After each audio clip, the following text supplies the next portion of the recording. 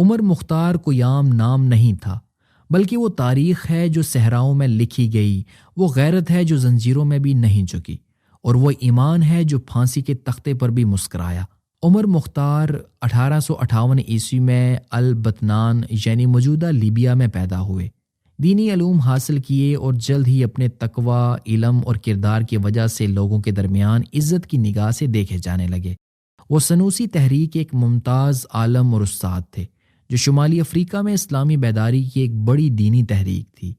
جب 1911 میں اٹلی نے لیبیا پر حملہ کیا تو عمر مختار نے اپنی پوری زندگی اللہ کے دین، وطن اور عزت کے دفاع کے لیے وقف کر دی۔ انہوں نے 20 سال سے زائد عرصے تک اطالوی فوج کے خلاف گوریلا جنگ جاری رکھی۔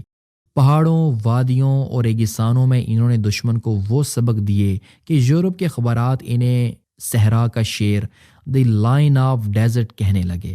عمر مختار جوانوں کی طرح بجلی کی رفتار سے حرکت کرتے، گھوڑے پر چڑھ کر قبیلوں کی قیادت کرتے اور اطالوی قلعوں اور قافلوں پر اچانک حملہ کر کے غائب ہو جاتے۔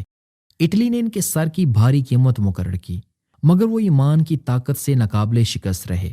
آخرکار ستمبر 1931 میں ایک شدید مارکے کے بعد انہیں گرفتار کر لیا گیا۔ انہیں بن غازی میں قائم اطالوی فوجی عدالت میں پیش کیا گیا۔ جب ان سے کہا گیا کہ اطاعت قبول کر لو تو انہوں نے وہ جملہ کہا جو تاریخ کے صفحات پر ہمیشہ کے لیے امر ہو گیا: ہم ہتھیار نہیں ڈالتے، یا تو فتح ہوتی ہے یا پھر شہادت۔ اور پھر 16 ستمبر 1931 کو انہیں عوام کے سامنے پھانسی دے دی گئی۔